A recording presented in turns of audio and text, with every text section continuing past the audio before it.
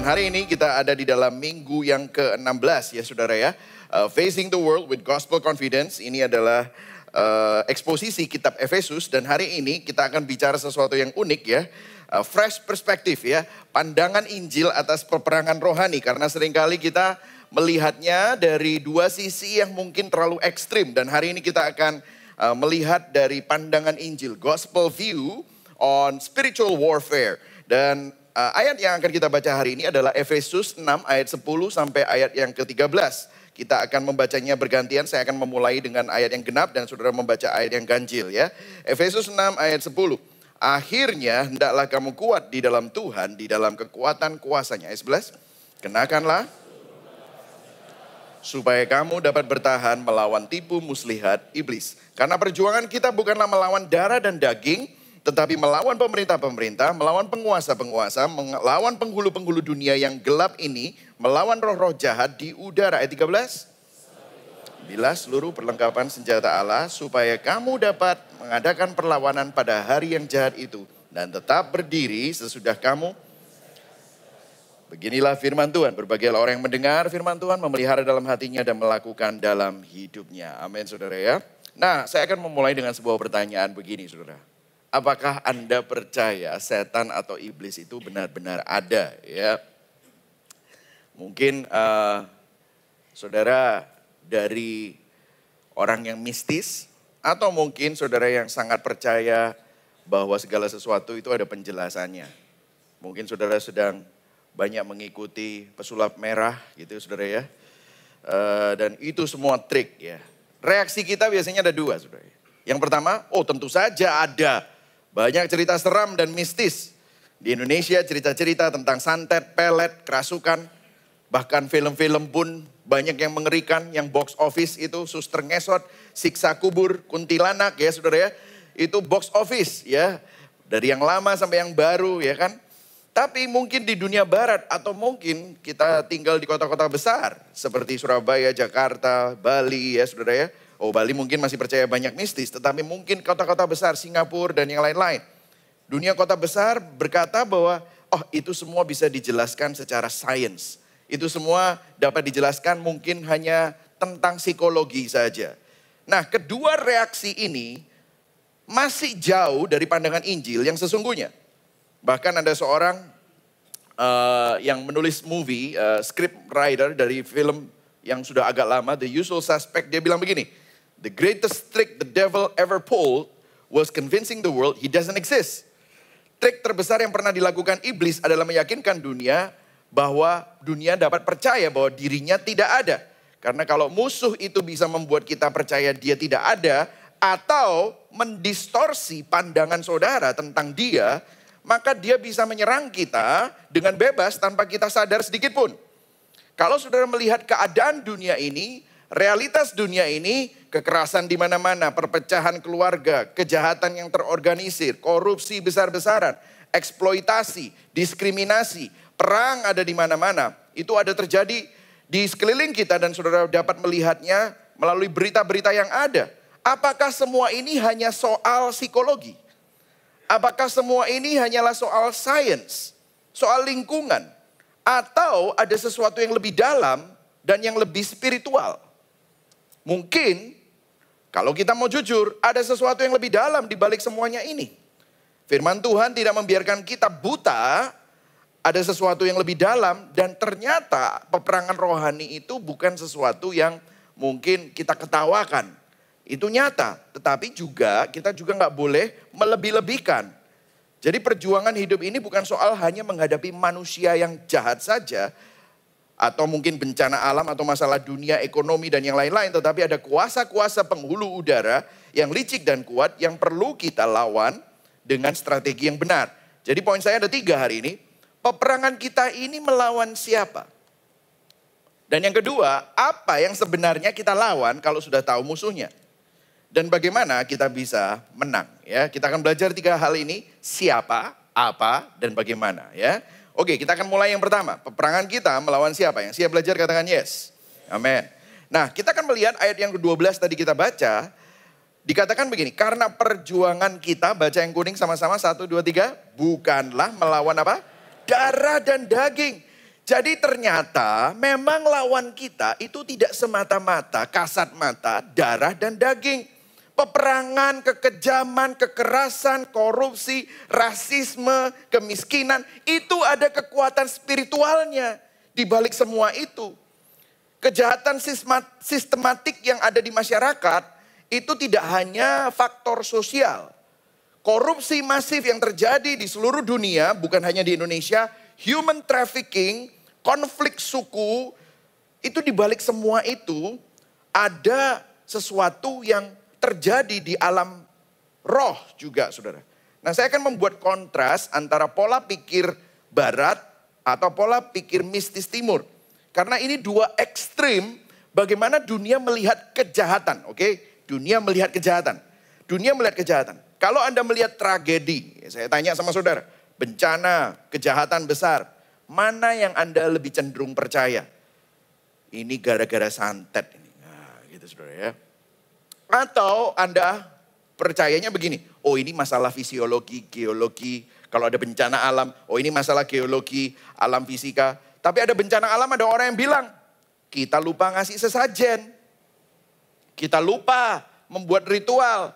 Kita lupa buang bunga di tengah-tengah itu, makanya ada kecelakaan. Nah, mana yang Anda percayai? Karena ini adalah dua ekstrim yang terjadi di dunia. Kalau kita ngomong timur, saya taruh nih ya di sini ya. Pola pikir mistis timur, itu mistisisme, itu terlalu di over spiritualisasi. Segala sesuatu disalahkan, itu penunggunya kita nggak kasih dan hormati. Semua kejahatan, semua bencana alam, semua masalah itu selalu setan, roh jahat. Ada orang yang nanya sama saya, Pak, saya ini selalu jatuh dalam dosa ini. Apakah saya perlu doa pelepasan? Gitu saudara ya. Ya mungkin bisa, tapi saya tanya sama dia, kamu sudah pernah didoakan kelepasan? Memang berkali-kali Pak. Lah ya berarti bukan doa pelepasan intinya, ya kan saudara? Kamu perlu bertobat, ya kan saudara? Jadi sering kali kita pun di dalam kekristenan melihat kejahatan yang terjadi dalam diri kita dan hati kita. Kita salahkan roh jahat, oh itu pasti iblis. Belum tentu saudara, itu mungkin hatimu. Jadi jangan sedikit-sedikit, oh itu pasti ada penunggunya. Jangan sedikit-sedikit, oh itu ada kutukannya. Kita patahkan kutuk, mau dikasih minyak urapan seberapa banyak, kutuknya sudah dipatahkan, dosanya tetap ada saudara. Jadi ini dosa, jadi ini adalah dua ekstrim bagaimana kita melihat kejahatan. Yang satunya itu under spiritualisasi. Jadi pola pikir rasional itu barat ya saudara. Oh semua kejahatan itu karena psikologi, sosiologi, karena fisiologi. Semua ada penjelasan ilmiahnya. Jadi kalau kita melihatnya seperti ini, dua pola ini sama-sama parsial. Dua pola ini mengabaikan, yang barat mengabaikan dimensi rohani, under spiritualisasi. Mistisisme timur terlalu over spiritualisasi, mengabaikan apa? Tanggung jawab manusia dan akar dosa yang ada di dalam hati. Kalau semua karena salah pendidikan atau salah sistem, dunia seharusnya sudah membaik Don. Karena pendidikannya makin baik, sistemnya semestinya diperbarui. SOP, prosedur ada di mana-mana. Tapi faktanya kejahatan semakin mengerikan. Betul atau tidak? Padahal orang S3 kurang apa?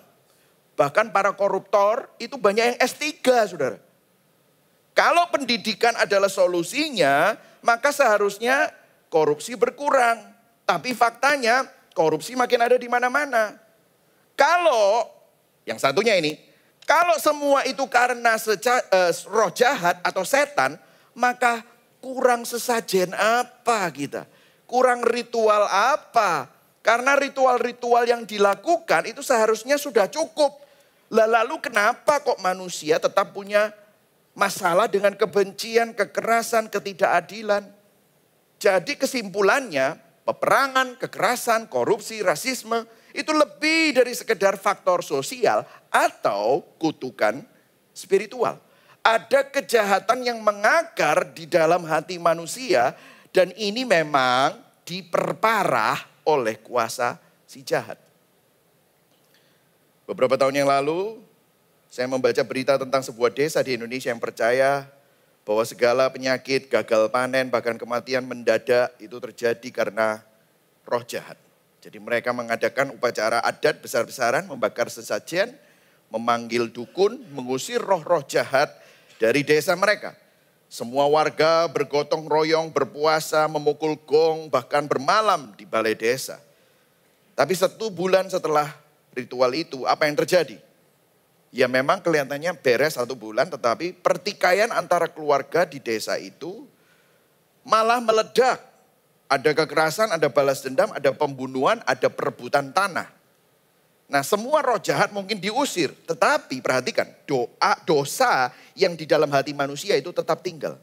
Keserakahan, kebencian, iri hati. Selama dosa itu tidak dibereskan, maka kekacauan akan terus berulang. Paham saudara? Sekalipun desa itu sudah melakukan asap kemenyannya sudah full. Saudara bisa bau kemenyan di mana-mana. Tetapi dosa itu tetap ada. Andrew Delbanco seorang sekuler, dia bilang begini. The gulf between the visibility of evil and the resource available for coping with it is growing. Jurang antara keterlihatan, kejahatan dan kemampuan kita untuk menghadapinya semakin besar. Ini untuk dunia modern. Dunia modern kehilangan kosakata untuk menjelaskan dosa dan kejahatan. Karena menolak keberadaan roh jahat. Kalau saudara pernah nonton sebuah film klasik, saya pernah nonton ini sampai 3 kali saudara. Silence of the Lamb. Ya. Siapa di sini yang pernah nonton Silence of the Lamb? Boleh lihat tangan-tangannya? Oke, hanya beberapa. Wah, iya, yang lainnya nggak pernah tahu. Tapi itu ada seorang yang namanya Hannibal Lecter. Hannibal Lecter itu di dalam film Silence of the Lamb adalah seorang kanibal dan serial killer yang membantu polisi untuk menangkap seorang serial killer juga di luar sana. Dan kemudian ditanyain sama polisi ini, what happened to you? Ceritamu gimana sih kok bisa jadi serial killer dan seorang kanibal? Terus dia bilangnya begini, nothing happened to me, I happened. Oh, ya, tidak ada yang terjadi padaku, aku yang membuatnya terjadi. Ini menunjukkan apa? Dunia modern berusaha menghapus konsep kejahatan menjadi hanya sebuah kondisi, penyakit atau trauma. Tetapi kejahatan itu nyata bahwa Hannibal Lecter itu bilang begini. Nothing happened to me. I happen. Aku memang orang jahat. Jadi begini saudara. Sejarah menunjukkan kegagalan over spiritualisme dan under spiritualisme. Atau rasionalisme. Rasionalisme, under spiritualisme. Coba kita lihat. Bangsa yang paling berpendidikan itu adalah bangsa Jerman. Pada waktu Perang Dunia Kedua apa yang terjadi? Bangsa Jerman melakukan pembantaian orang Yahudi yang terbesar. Holocaust. Kurang pendidikan apa? Mobil Jerman adalah mobil yang paling hebat. Orang-orang Jerman engineer-nya paling hebat. Bagaimana dengan revolusi sosial? Marxisme, komunisme. Itu menjadi penindasan baru. Keadilan sosial, atas nama keadilan sosial dan pemerataan malah melahirkan pembantaian massal. Perbudakan. Kelaparan besar-besaran. Dan Marxisme sekarang ada modern, neo-Marxisme. Buktinya tetap gagal membawa damai sejati. Saya pernah tinggal di California, Blue State, di mana banyak neo-Marxisme di sana. Malah kacau balau atas nama keadilan, malah melahirkan kebencian, kekerasan, verbal, bahkan intoleransi terhadap orang-orang yang toleran. Jadi ini menunjukkan bahwa under spiritualisme, sekedar pendidikan atau sekedar reformasi sosial, itu tidak bisa menegakkan keadilan dan menghapus kejahatan. Jadi masalahnya bukan hanya secara pendidikan, sistem sosial, kita bisa marah-marah sama pemerintah, kita bisa marah-marah karena nggak dapat makan gratis dan yang lain-lain ya saudara. Tapi itu bukan solusinya. Tetapi yang mistisisme, over spiritualisme, ritual-ritual sesajen, kalau dalam konteks Kristen doa pelepasan, pakai minyak urapan, pakai 7 elemen dan yang lain-lain. Itu juga tidak menghentikan korupsi dan kekerasan. Budaya-budaya klinik tidak membawa keadilan dan menghapuskan kejahatan. Jadi dosa itu lebih dari sekedar faktor luar. Rasionalisme atau under spiritualisme mengira pendidikan dan perubahan struktur sosial cukup mengubah hati manusia. tetapi mengabaikan keberadaan dosa dan iblis. Solusinya mereka butuh teori baru, metode baru, struktur sosial yang baru. Tetapi kalau kita bicara tentang mistisisme, mengira ritual, sesajen, doa pelepasan cukup untuk mengusir roh jahat, nanti hidupmu pasti beres kalau roh jahatnya hilang. Mengabaikan kerusakan hati di dalam manusia, hanya fokus pada roh-roh di luar.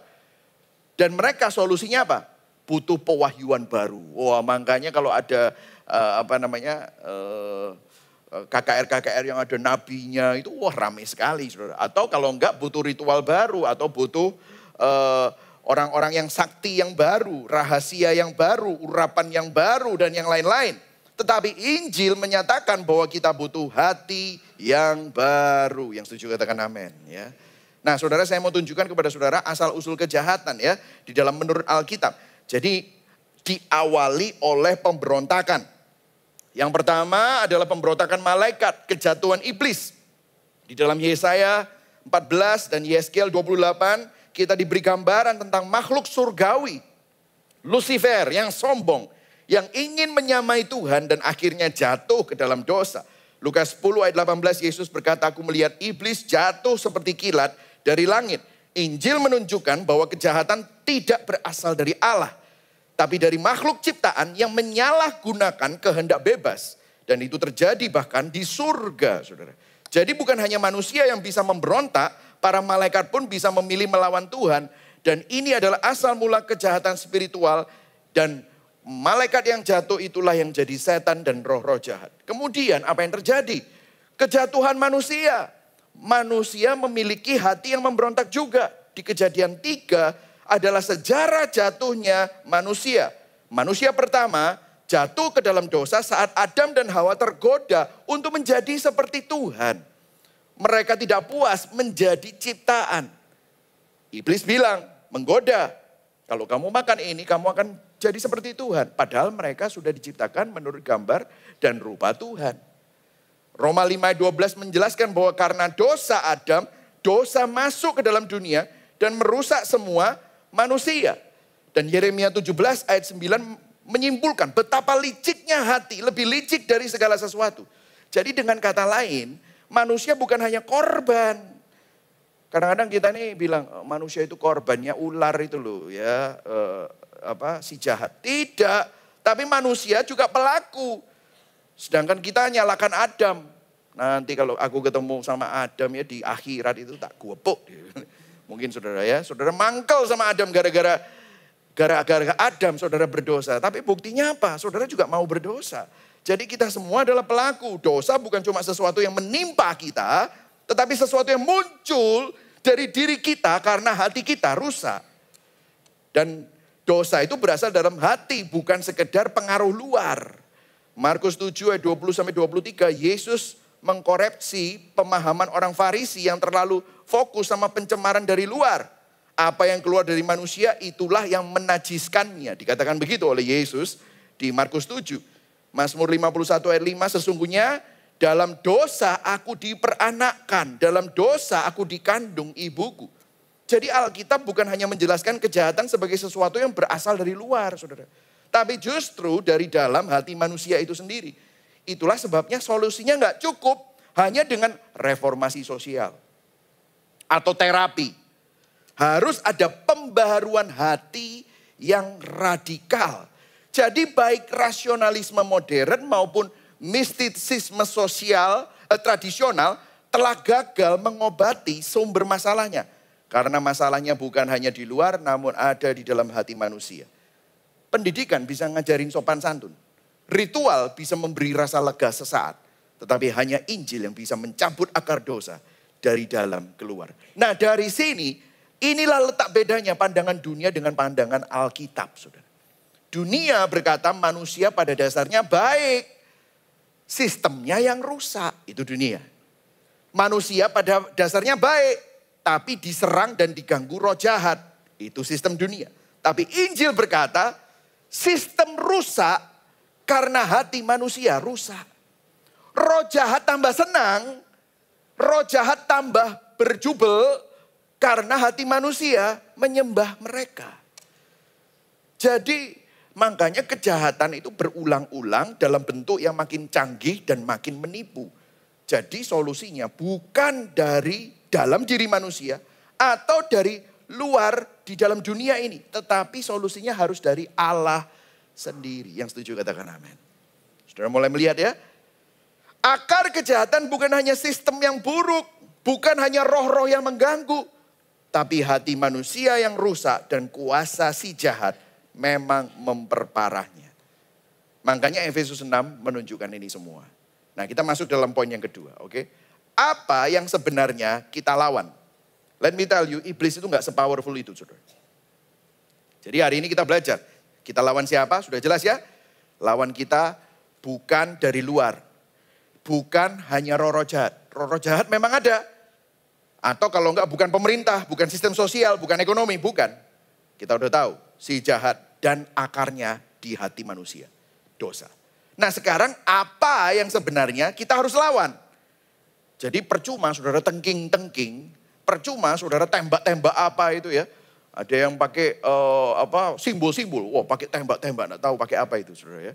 Atau kalau enggak saudara pakai mau minyak urapan 1 galon pun saudara kalau enggak tahu apa yang sebenarnya kita lawan ya percuma saudara ya. Nah kita akan belajar ini. Nah kita lihat sama-sama di ayat yang ke-11. Mari sama-sama baca sama-sama. 1, 2, 3. Kenakanlah seluruh supaya kamu dapat melawan apa? Tipu muslihat siapa? Iblis. Dalam bahasa aslinya metodeia. Metodeia itu skema, skim. Saudara tahu scam? Nah, saudara tahu skim itu ya?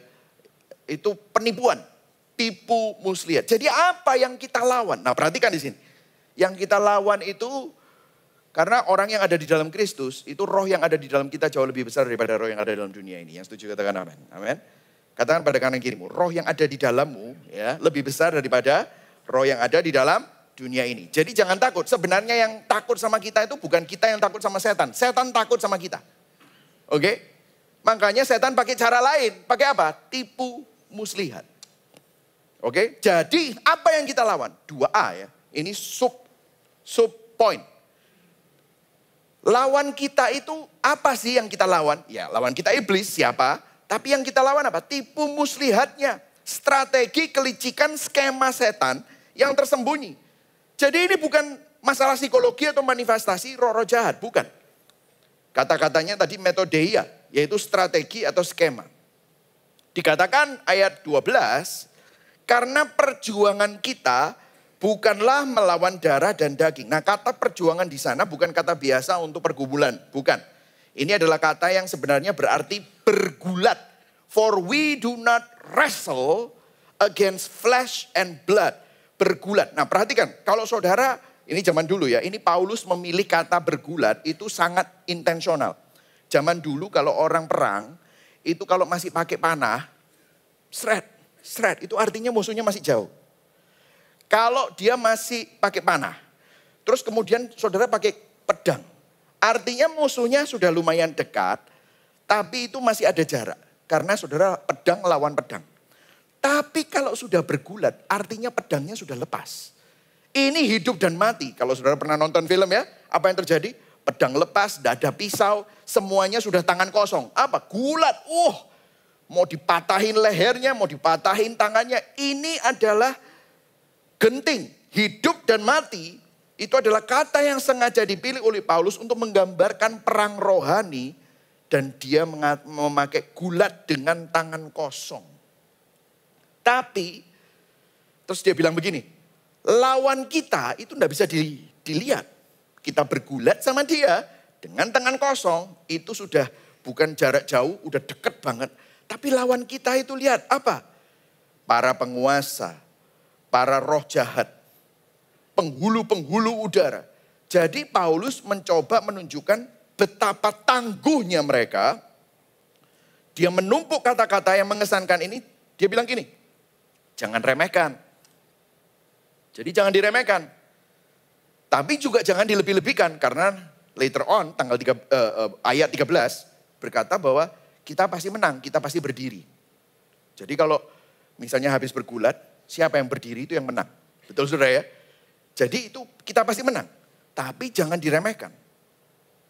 Ada seorang yang namanya C.S. Lewis. Di dalam bukunya The Screwtape Letter. Saya senang buku itu. Kalau saudara mau mengetahui strategi iblis, itu buku fiksi. Tapi strategi iblis itu benar-benar ditulis oleh C.S. Lewis. Terus dia bilang begini. Iblis sama senangnya dengan orang yang tidak percaya mereka ada. Maupun dengan orang yang percaya berlebihan bahwa mereka ada. Para setan itu, dia mengakhiri kutipannya. Karena kutipannya panjang, saya cuma kutip itu aja. Terus dia bilang begini, para setan itu sama senangnya dengan dua kesalahan. Menyambut orang yang materialis, gak percaya. Atau seorang penyihir atau dukun dengan kegembiraan yang sama. Jadi ternyata yang saya jelaskan nomor 1 tadi, itu adalah bagian dari tipu muslihat iblis. Tipu muslihat iblis salah satunya adalah membuat kita salah paham, gagal paham. Untuk melihat kekuatan iblis.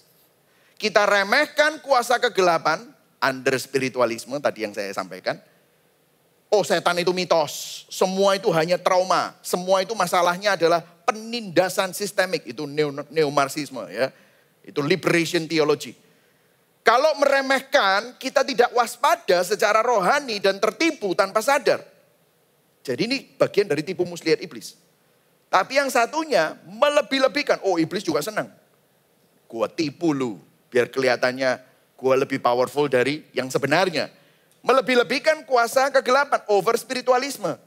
Karena mistisisme akan berkata segala sesuatu disebabkan oleh roh jahat setan.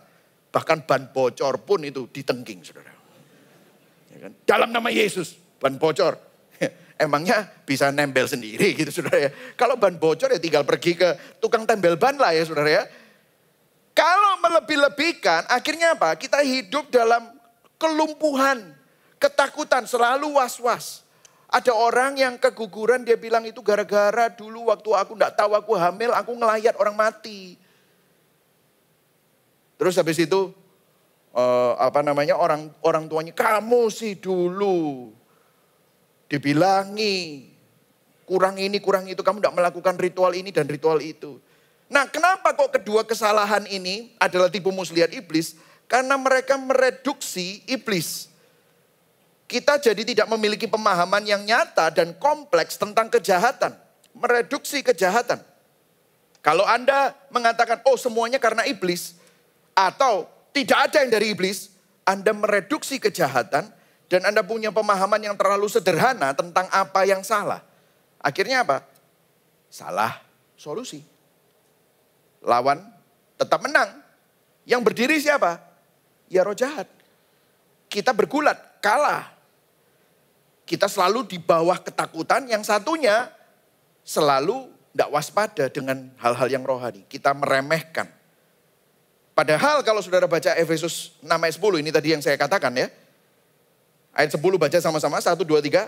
Hendaklah kamu kuat di dalam Tuhan dan di dalam kekuatan kuasanya. Maksudnya apa? Jangan ngelebih-lebihkan kekuatan roh jahat. Jangan takut, jangan lari, jangan khawatir. Hendaklah kamu kuat di dalam Tuhan, di dalam kekuatan apa? Kuasanya. Kamu ini punya kuasa. Katakan sama-sama, saya punya kuasa. Amin saudara. Roh yang ada di dalam diri saudara itu lebih besar daripada roh yang ada di dalam dunia. Roh jahat apapun. Saudara gak perlu. Gak usah. Saya pernah itu pergi ke mana? Pulau-pulau untuk misi ya. Sebelum saya pulang ke Indonesia, saya setiap tahun pasti pergi ke pulau-pulau itu saudara ya. Saya pas pagi-pagi mau makan soto saudara ya. Terus rupanya itu karena tadi malamnya ada KKR, ada banyak kesembuhan. Itu para tim itu didatengin tempat hotel kami tinggal. Lah saya tinggalnya duduk di lantai 2, yang lantai 1 itu sudah diketok-ketok. Wah, ada yang minta didoakan. Yang minta didoakan itu, wah ini apa? Manifestasi. Wah, gitu macam-macam lah gitu saudara ya. Wah, enggak tahu ngapain gitu ya saudara ya. Dalam nama Yesus gitu ya saudara gitu. Terus habis itu panitianya belum ketemu sama tim kami. Nah tim kami itu ya ada yang masih anak-anak gitu ya, ketakutan kan saudara.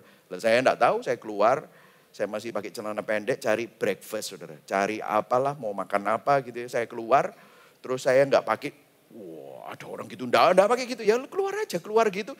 Itu orang yang lagi, itu lihat saya langsung, wah ketakutan. Loh kenapa? Kenapa ini Pak? Kerasukan setan. Setannya takut loh sama Bapak, dia bilang gitu.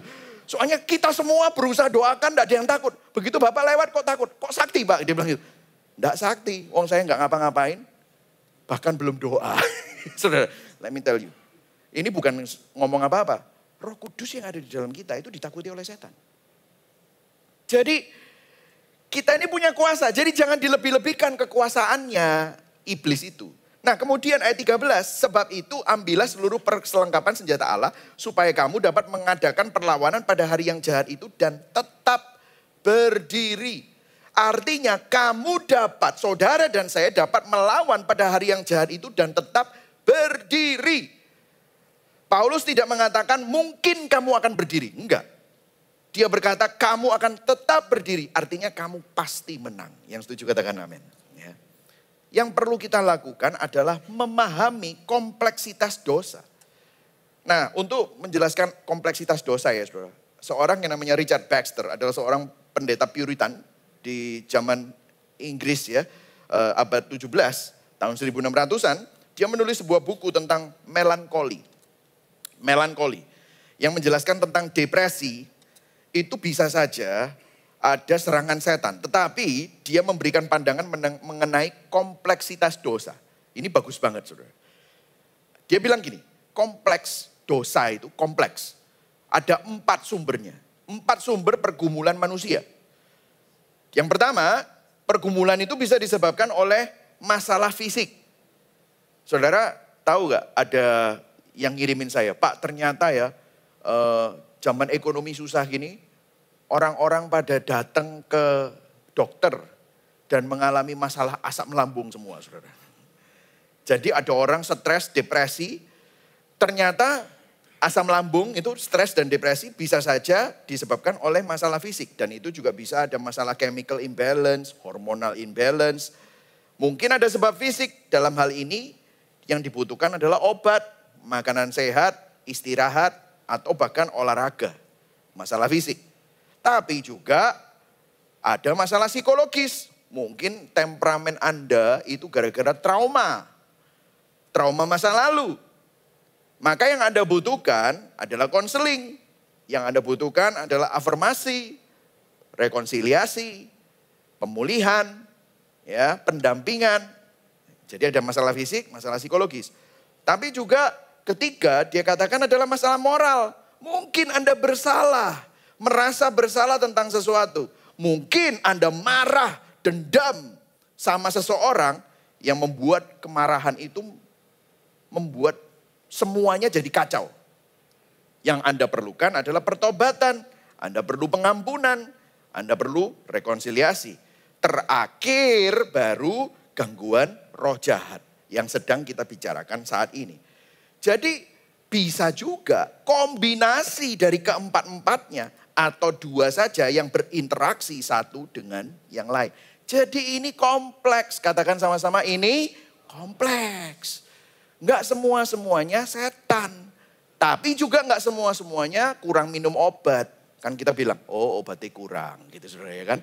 Enggak semua-semua gara-gara obat. Tapi juga enggak semua-semua gara-gara setan. Nah saya bandingkan ini ya. Bandingkan dengan reduksi pendekatan 2 ekstrim ini. Oh cukup diusir setannya. Makanya kalau ke pendeta selalu sangu. Sangunya apa? Minyak urapan. Ya, di dalam kantongnya itu banyak pendeta bawa minyak urapan. Oh pokoknya kasih minyak urapan dalam nama Yesus pasti beres ini. Gitu. Ya itu reduksi. Atau under spiritualisme. Hanya fisik, psikologi, dikasih obat saja. Faktanya semua faktor bisa saling berinteraksi terlibat secara kompleks. Nah kesalahan umum banyak orang kita hanya cari solusi dari 2 ini. Fisik, psikologis atau spiritual pakai ritual dan doa pelepasan dan sesajen dan yang lain-lain. Nah Alkitab menunjukkan bahwa dosa itu adalah kombinasi kedalaman spiritual, moral, psikologis dan fisik. Kita perlu memahami pandangan Injil dan keluar dari kedua kesalahan ini.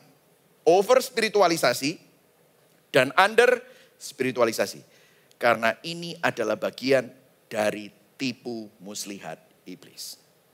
Paham saudara ya? Jadi jangan sedikit-sedikit salahkan iblis. Atau kalau enggak sedikit-sedikit ke Tokopedia cari obat. Ya saudara ya. Kompleks, perhatikan. Nah, sekarang tipu muslihatnya apa? Karena tipu muslihat ini, si iblis ini disebutkan dalam kata-kata ini adalah diabolos. Diabolos itu adalah pembohong. Seorang pemfitnah. Nah, bagaimana iblis menipu? Nah, saya akan pakai sebuah ilustrasi dari John White, seorang konselor Kristen yang menulis buku berkali-kali dan mengatakan bagaimana iblis bekerja. Perhatikan, ini penting. Apa yang kita lawan? Kebohongannya. Kebohongannya adalah mereduksi, melebih-lebihkan, mengurang-urangkan. Lah terus sekarang tipu muslihat lainnya apa ini? Kebohongannya. Karena dia adalah diabolos. Diabolos adalah pembohong. Nah ini, iblis tidak membuat orang baik jadi jahat. Enggak. Dia hanya mempermainkan kecenderungan dosa yang sudah ada. Nah ini adalah ilustrasi dari John White dengan senar piano. John White berkata begini, kebohongan iblis itu seperti kita buka grand piano, buka tutupnya. Kemudian kita nyanyikan nada tertentu, senar yang sesuai dengan nada yang kita nyanyikan meskipun gak disentuh. Jadi iblis itu gak bisa menyentuh kita kalau kita punya Kristus. Iblis itu cuma nyanyi nada dan senar yang sama, itu meskipun kita tidak tekan touch-nya, itu tiba-tiba senarnya bunyi. Gitu. Iblis menggetarkan dan menyenggol, misalnya saudara punya luka, disenggol sama dia. Dengan apa? Menyanyikan lagu luka itu. Saudara punya hasrat, hawa nafsu, dia nggak ngapa-ngapain. Dia nyanyi kebohongan yang menggetarkan senar hawa nafsu. Saudara punya kepahitan, dia akan nyanyi nada yang menggetarkan senar kepahitan. Kesombongan yang memang sudah ada di dalam hati kita. Itulah sebabnya Efesus 4 ayat 27, janganlah matahari terbenam sebelum engkau berdamai, jangan beri kesempatan kepada iblis. Disuruh berdamai sebelum matahari terbenam. Kenapa? Kalau Anda simpan kepahitan, Anda simpan kemarahan, itu akan memberi dia kesempatan untuk mempermainkan lagu kepahitan dan kemarahan. Anda memberi iblis pijakan. Contoh yang lain, 1 Timotius 3 ayat 6-7. Jangan tempatkan seseorang muda dalam jabatan penatua karena dia bisa jadi sombong dan jatuh dalam jerat iblis. Kesombongan membuat Anda jatuh ke dalam perangkap iblis. Jadi caranya kayak gimana? Iblis menyanyikan lagu-lagu yang membuat senar kecenderungan dosa kita. Yang sudah ada di dalam hati kita untuk bergetar. Keinginan kita itulah yang menjadi senar hati kita. Iblis menyanyikan lagu-lagu yang senada dengan berhala di hati kita. Iblis tidak bisa membuat kita berdosa, dia tidak bisa menyentuh kita, tetapi iblis tahu yang kamu suka itu apa. Iblis tahu apa yang sedang kamu alami secara emosi. Dia nyanyikan itu di hati kita dan kita tertarik. Dan disitulah kita jatuh dalam dosa. Kalau kita tertarik pada hawa nafsu, maka ia akan menampilkan hal-hal yang membuat kita tertarik itu. Jika senar hati kita bergumul dengan penerimaan, kita mau diterima manusia, di situ kita digetarkan. Nah, kamu gak dianggap kan?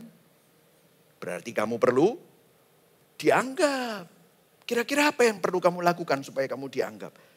Itulah senar hati yang seringkali dipermainkan oleh iblis. Kita perlu mewaspadai titik lemah kita. Iblis tidak akan dapat merenggut keselamatan kita. Dia tidak dapat membawa orang-orang pilihannya dijebloskan. Tapi dia bisa menggetarkan senar dosa dan senar berhala di dalam hati kita. Caranya gimana? Ada dua. Kebohongannya ada dua. Yaitu dua strategi ini. Tipu muslihatnya. Yang pertama adalah godaan. Katakan sama-sama godaan. Bahasa Inggrisnya temptation. Nah, katakan pada kanan kiri, hati-hati sama temptation, oke? Ya. Yang kedua apa? Tuduhan. Godaan, perhatikan, saya jelaskan satu-satu, ya. Are you still with me? Yes, oke. Godaan, pandangan terlalu tinggi tentang diri sendiri membuat kita jatuh dalam dosa. Kenapa kok pandangan terlalu tinggi terhadap diri? Kita merendahkan kekudusan Tuhan. Dan kita jatuh ke jurang kesombongan. Oh, aku baik-baik saja, aku bisa lah, aku bisa atasi sendiri. Yang satunya tuduhan, condemnation. Pandangan terlalu rendah tentang diri sendiri membuat kita tenggelam di dalam dosa. Jatuh ke jurang keputusasaan, merendahkan kasih Tuhan. Oh, aku terlalu gagal, gak ada harapan. Jadi godaan merasionalisasikan. Lah ini mirip yang barat tadi. Oh itu wajar, semua orang melakukannya. Ya biasalah.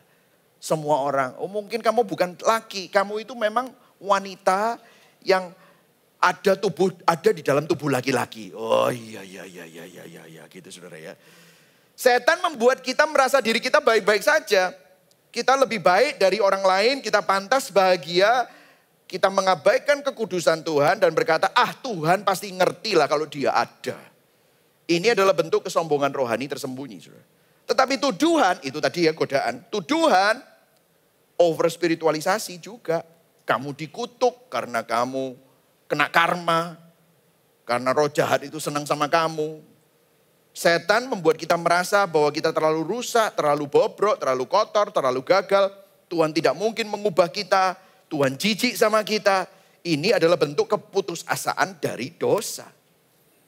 Wih, waktunya ya saudara. Saya masih ada 8 cara iblis menggoda. Ya, ini kakek bocor ya begini nih saudara ya. Ya ini dalam buku Thomas Brooks ya. Precious Remedies Against Satan's Device. By the way saya cuma tulis 8, ini ada 60 saudara. Bocor dewe buku ya saudara ya. Saudara. Menunjukkan umpan, menyembunyikan kait. Oh lakukan saja, kamu pasti puas, nikmat itu, enak. Jadi memamerkan kenikmatan dosa di awal, menyembunyikan konsekuensinya. Nah itu cara iblis. Merasionalisasi dosa sebagai kebajikan. Saya ini bukan pelit, aku ini irit. Nah gitu saudara. Aku bukan kikir, aku ini hemat gitu saudara ya.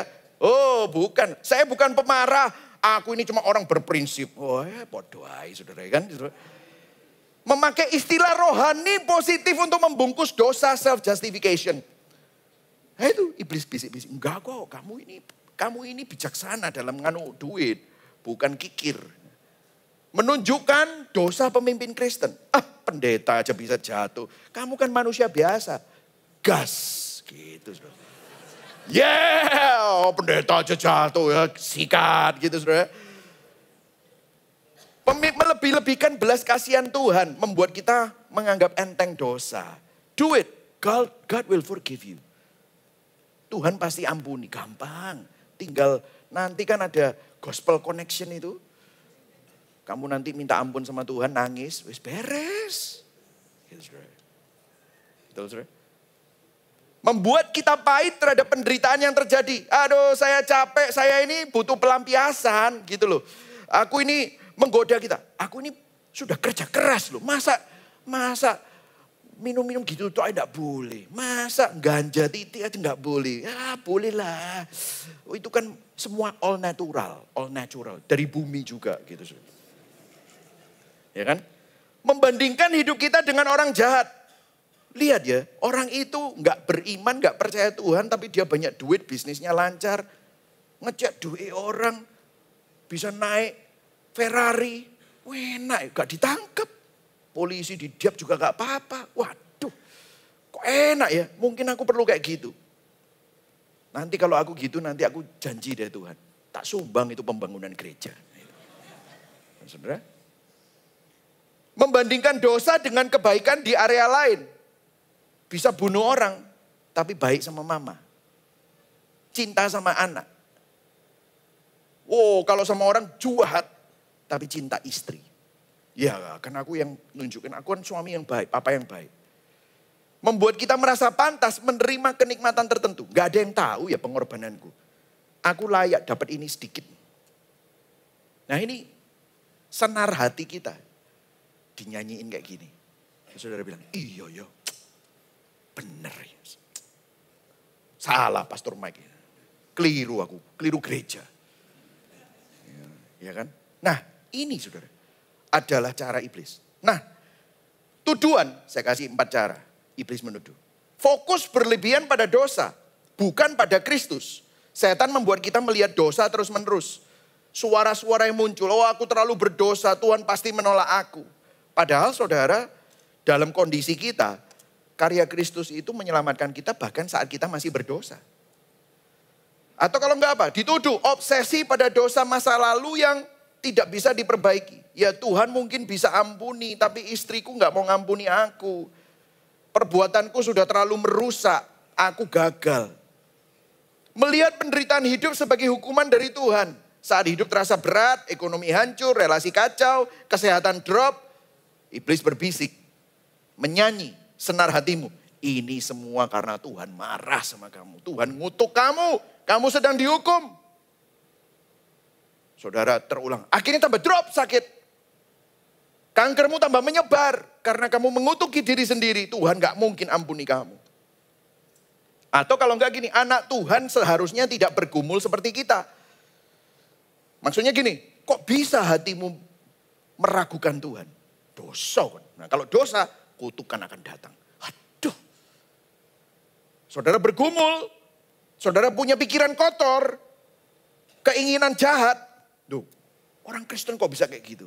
Oh sebentar lagi kamu ya kena karma kamu. Sebentar lagi kamu akan dapat 10 kali lipat tulah. Waduh, Tuhan tolong Tuhan. Ngomongnya Tuhan tolong tapi dia menuduh diri sendiri. Nah reflektifnya saudara. Apakah kita sedang dipermainkan oleh iblis? Apakah kita mengenali skema tipu muslihat ini? Ini loh yang harus kita lawan. Apakah kita sedang digoda dan sedang dituduh? Apakah reaksi kita over spiritualisasi atau under spiritualisasi? Iblis tahu senar mana yang Anda miliki dan dia sedang membuatnya bergetar. Banyak dari kita tidak sadar akan tipu muslihatnya. Kita perlu mengenali dan memahami skema tipu muslihat iblis. Yang terakhir, bagaimana kita bisa menang?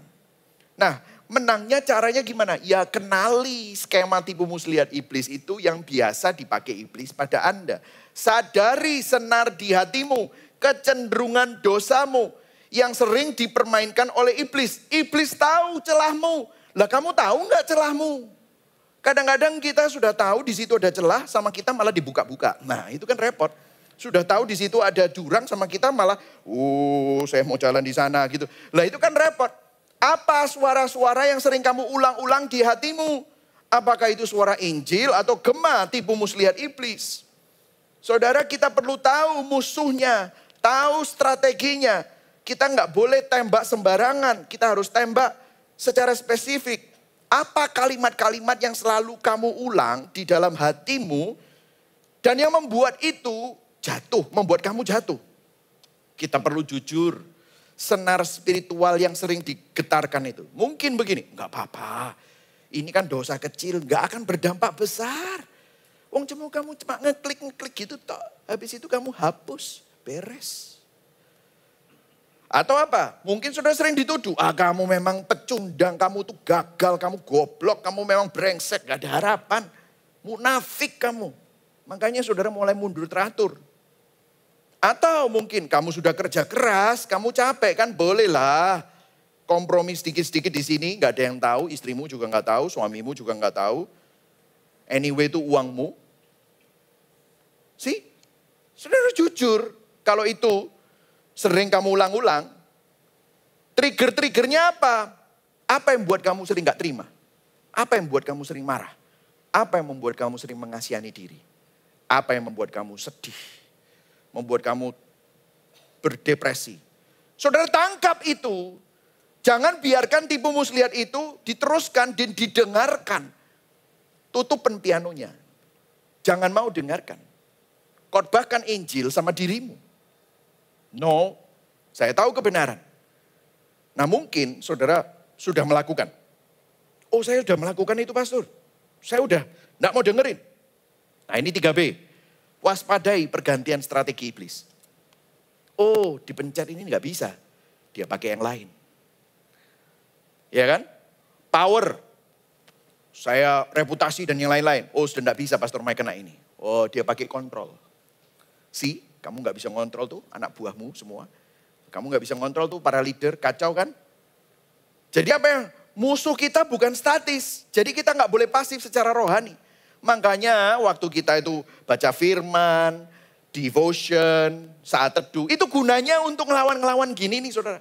Karena ketika satu jebakan gagal, iblis akan pindah ke taktik baru. Jangan hanya kenali godaan lama, waspadai bentuk barunya. Saudara, saya paling sering melihat kalau misalnya di dalam small group ada yang memecah belah. Orang ngomong ini, ngomong itu gara-gara gosip. Nah, terus orang jadi asumsi, berpikiran buruk, apa yang terjadi? Di situ kita perlu bertobat bersama. Iblis tidak memakai serangan yang sama terus-menerus. Anda harus sadar bahwa satu skema tipu daya iblis bisa pindah, iblis pakai skema yang lain. Dulu saya jujur sering digoda kesombongan. Dan sering sudah tidak berhasil lagi. Tapi akhir-akhir ini saya digoda lewat skema keputusasaan.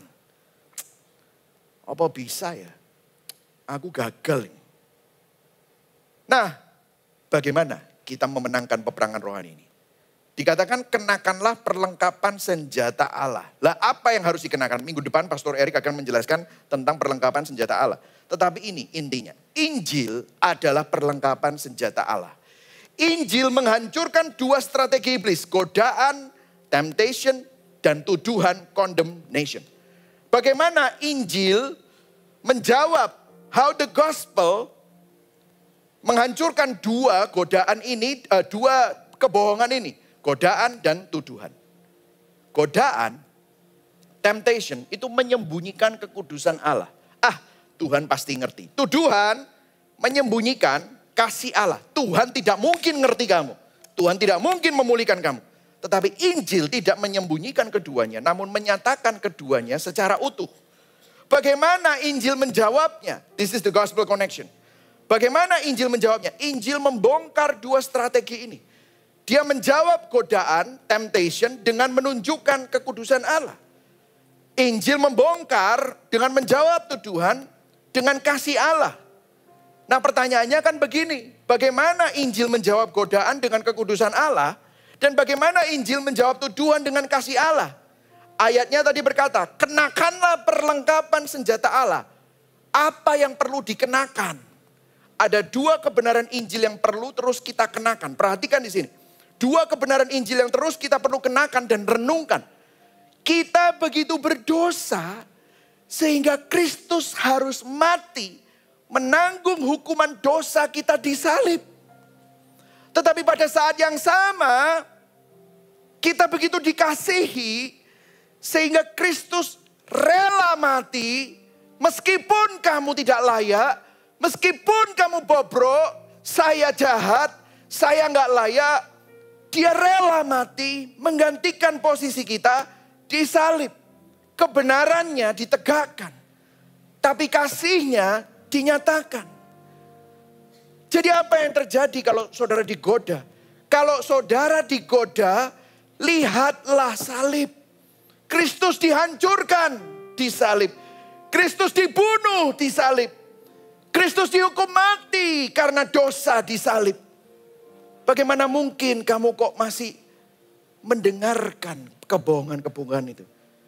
Bagaimana mungkin kita masih memeluk hal-hal yang fana itu? Bagaimana kita menghadapi tuduhan? Saat saudara dituduh, lihatlah salib. Kristus rela disalib dengan kasihnya. Menanggung semua hukuman dosa kita. Kita gak perlu bayar apapun. Gak perlu sesajen apapun. Gak perlu harus pakai ritual-ritual bahkan minyak urapan sekalipun untuk membayar hutang dosa kita. Sudah lunas. Karya salib Kristus menghancurkan tipu muslihat iblis. Kalau kita merasa terlalu baik dan sombong, ingatlah salib Kristus. Karena di salib itu menunjukkan betapa parahnya dosa kita. Betapa bobroknya kita. Tetapi waktu kita merasa putus asa dan gagal, lihatlah salib itu, ingatlah salib itu. Karena salib itu menunjukkan betapa dalamnya kasih Tuhan. Rasionalisme, under spiritualisme, lupa adanya masalah dosa, adanya hutang dosa. Melalui salib, hutang dosa itu dibayar lunas. Mistisisme over spiritualisme berusaha membayar hutang dosa dengan ritual supaya kutuk lepas katanya. Tapi waktu kita lihat salib, Kristus sudah membayar lunas melalui karya salibnya. Salib menunjukkan bahwa saya begitu bobrok sehingga Yesus harus mati. Namun salib juga menunjukkan bahwa saudara dan saya begitu dikasihi sehingga Yesus rela mati. Berikan tepuk tangan buat Tuhan. Ini adalah Injil yang paling menguatkan kita. Iblis ingin kita lupa bahwa ada kekudusan Tuhan, bahwa ada kasih Tuhan. Tapi salib memperagakan kedua kebenaran ini bersama-sama. Salib membungkam suara senar yang mau digoyangkan itu tadi. Salib membungkam godaan dan juga tuduhan. Dosa tidak pernah ringan. Yesus disalibkan karena dosa saudara dan saya. Namun kasih Kristus lebih besar. Yesus curahkan darahnya dengan kerelaan untuk membayar hutang dosa saudara. Wahyu 12 ayat 11. Dan mereka, siapa mereka? Saudara dan saya, gereja Tuhan. Mengalahkan dia oleh darah anak domba dan oleh perkataan kesaksian mereka. Iblis bisa tipu, dia bisa serang, tapi iblis tidak bisa mengalahkan orang yang ada di dalam Kristus. Saudara dan saya ada di dalam Kristus. Saudara sudah punya perlengkapan senjata lengkap. Saudara pasti menang. Amin saudara. Kasih saya beberapa menit saudara. Saya ingin jujur sedikit di akhir khotbah ini. Sebagai seorang hamba Tuhan saya gak kebal terhadap serangan musuh. Bahkan justru karena saya melayani. Saya sering merasa justru menjadi target utama si jahat. Ada saat-saat di mana saya digoda dengan begitu liciknya. Bukan dengan hal yang frontal tuh. Tapi hal-hal yang tampaknya sah sebagai seorang hamba Tuhan. Kamu kan sudah kerja keras. Kamu kan sudah korbankan semua. Kamu sering disalah mengerti. Kamu sering dimarahin sama jemaat. Padahal jemaat gak tahu apa yang kamu sudah korbankan. Kamu pantaslah dapat sedikit pelarian.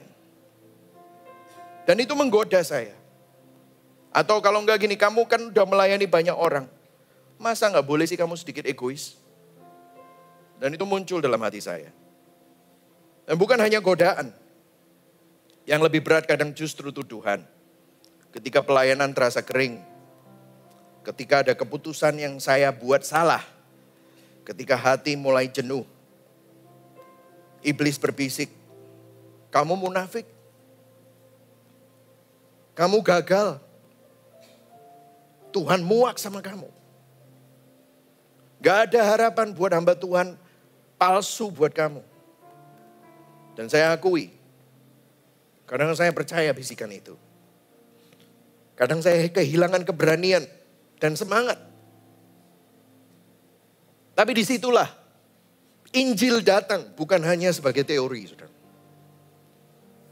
Ini menjadi nafas saya.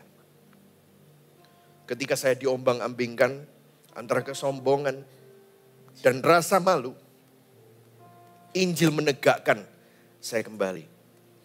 Ketika saya digoda, saya perlu memandang pada salib. Yesus disalib bukan supaya saya main-main dengan dosa. Dosa yang saya anggap ringan itu justru membuat Yesus ditikam. Membuat Yesus ditelanjangi dan disalibkan. Dan itu membuat saya bertobat, Tuhan ampuni. Tapi ketika saya dituduh, saya juga harus memandang kepada salib. Kasih Allah tidak sekecil itu. Kasih Allah begitu besar untuk memeluk saya. Bahkan di saat saya gagal. Di saat saya tidak layak. Dia tidak menunggu saya untuk sempurna. Dia justru mati. Roma 5 ayat 8. Ketika saya masih berdosa. Salib membuat saya tidak bisa meremehkan kekudusan Allah. Karena begitu seriusnya dosa saya. Sampai harus ada darah yang tertumpah. Tapi salib juga membuat saya gak bisa meremehkan kasih Allah. Karena begitu dalamnya kasih itu. Sampai pencipta langit dan bumi rela menanggung semua tuduhan dan semua dosa saya. Hari ini saya bisa berdiri di hadapan Anda bukan karena saya kuat. Tapi karena saya diterima oleh Tuhan, oleh kasih karunia. Saya mau terus berproses, saya mau terus belajar mengenakan Injil, perlengkapan senjata Allah. Saya tidak bertempur untuk menang, tapi saya bertempur dari titik kemenangan. Kita tidak berperang untuk menang, untuk meraih kemenangan. Namun kita bertempur dari titik kemenangan di dalam Yesus Kristus. Reflektifnya saudara, apakah saudara terlalu mengandalkan rasio atau terlalu sibuk mencari penyebab mistis? Sehingga lupa bahwa musuh kita adalah dosa di dalam hati dan kuasa iblis yang suka menipu kita. Apakah saudara terlalu meremehkan godaan setan dan terlalu takut pada kuasa tuduhannya? Sehingga gagal melihat bahwa Injil yang mampu membongkar tipu muslihatnya. Apakah saudara berusaha bertempur dengan kekuatan sendiri? Atau bergantung sama ritual-ritual doa pelepasan minyak urapan? Padahal kemenangan saudara sudah datang di dalam Kristus dengan mengenakan Injil setiap hari. Amin. Mari sama-sama bangkit berdiri. Kita akan menaikkan lagu dalam Kristus. Sebelumnya saya akan membacakan implikasi Injil dan saudara bisa diskusikan di dalam care group masing-masing nanti saudara ya. Orang berinjil sadar bahwa musuh sejati bukan hanya sistem sosial atau roh-roh jahat semata, melainkan dosa yang ada di dalam hati kita yang hanya dapat ditaklukkan oleh kuasa Kristus. Amin saudara. Orang berinjil melawan tipu muslihat iblis bukan dengan meremehkan atau membesar-besarkan kuasanya, melainkan dengan kebenaran Injil yang mengungkap kejahatan tanpa rasa takut. Orang berinjil bertempur bukan dengan kekuatan diri atau ritual agama, tapi dengan mengenakan Injil setiap hari sebagai perlengkapan kemenangan yang sudah disediakan di dalam Kristus. Berikan tepuk tangan buat Tuhan sekali lagi.